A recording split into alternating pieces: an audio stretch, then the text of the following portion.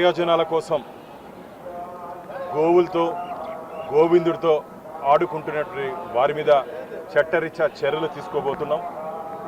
ఇక్కడ పనిచేసినటువంటి అనుభవం ఉండి కూడా 2 దఫాలు ధర్మకర్తల మండలి సభ్యులుగా 2 దఫాలు టీటీడీ అధ్యక్షుడిగా పనిచేసినటువంటి వ్యక్తులు కూడా ఈరోజు గోశాలలో జరిగినటువంటి సహజ మరణాలని 100 గోవుల పైచీలకు 3 నెలల్లో చనిపోయాయని చెప్పి ఒక అసత్య అబద్ధపు ప్రచారాన్ని భక్తుల్లోకి తీసుకువెళ్ళి కోట్లాది మంది శ్రీవారి భక్తుల మనోభావాలు బాధపడే విధంగా వివరించారు. రాజకీయాలు చూసుకోవాలి, ఇది మంచిది కాదు. మేమైతే చెప్పాం, మా దగ్గర పూర్తి ఆధారాలు ఉన్నాయి.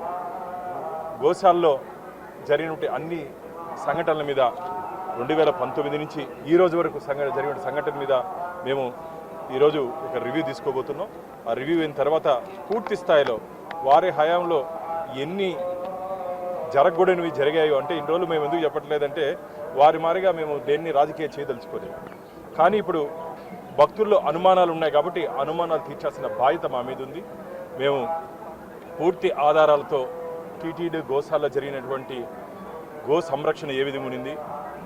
నిన్న చాలా బాధేసింది, ఒక పేపర్లో గోశాలన గో వధశాలన ఏందండి అది?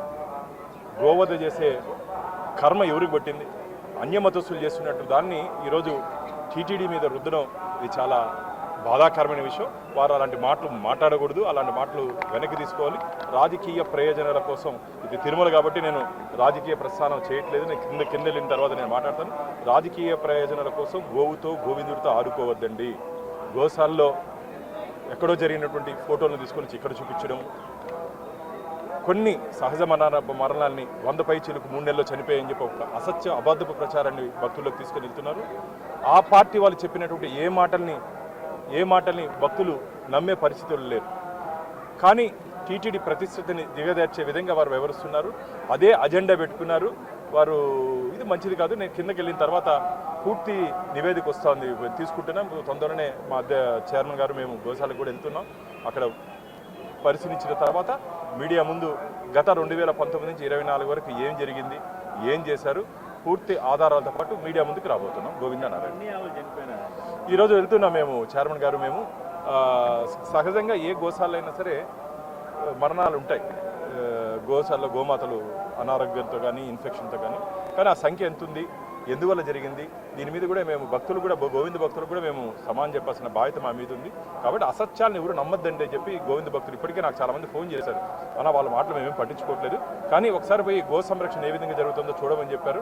నేను మొన్ననే గోపూజ రోజు వెళ్ళి చూడడం జరిగింది. అన్ని గోవులు బాగున్నాయి, దానా అంతా బాగా ఇస్తున్నాం. గోవులకి దానా పెట్టలేని పరిస్థితులు ఈరోజు దేవస్థానం లేదు, అది గుర్తుపెట్టుకోవాలి. దేవస్థానంలో పనిచేసినటువంటి ఉన్నత స్థాయిలో పనిచేసినటువంటి వ్యక్తులు ఇలా టీటీడీ ప్రతిష్టను దిగజార్చే విధంగా వివరించారు. వారి హయాంలో ఏం జరిగిందో మేము మీడియా ముందు ఎల్లుండి పెట్టబోతున్నాం. పూర్తిగా లేదండి. 2060 మంది సంరక్షకులతో 260 మంది సంరక్షకులతో అక్కడ గోశాలలో అక్కడ గోవుల్ని మొత్తాన్ని మేము సంరక్షిస్తున్నాం. అక్కడ వెటర్నరీ టీం కూడా ఉంది. దాన్ని ఇంకా బలోపేతం చేసేదాన్ని మేము ఈరోజు టీటీడీ చైర్మన్ గారు మేము దాని మీద చర్చించబోతున్నాం.